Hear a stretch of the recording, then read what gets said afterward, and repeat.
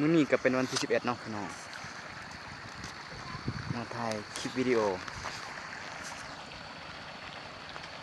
มื้อนี้ก็เป็นวันจันทร์เนาะ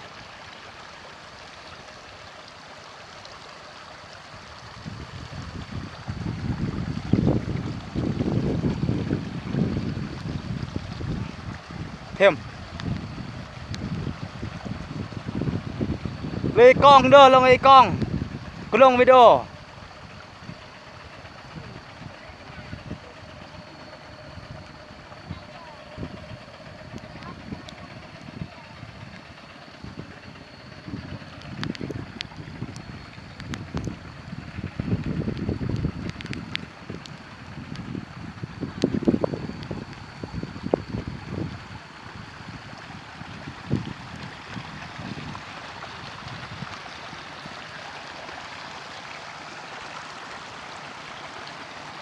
ให้ที่กำลังดำเนินพี่น้องเนาะให้ตรงนี้มันเหงาโพด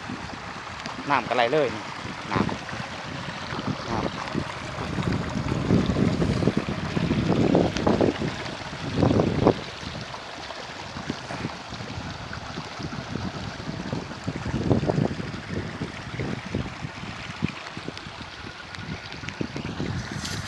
ลงห้อง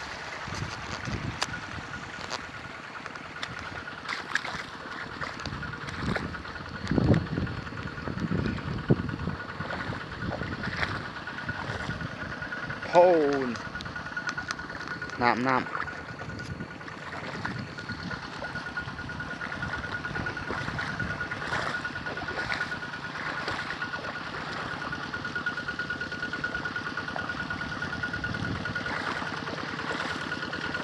ดากก็ไม่ปล่อยดากอะดากก็ไม่ปล่อย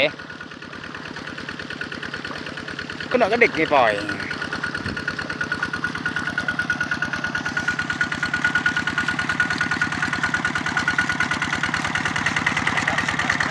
ก็ลงเฟซบุ๊กกับแกก็ลงไม่เลยที่แมนเอาไปหรอก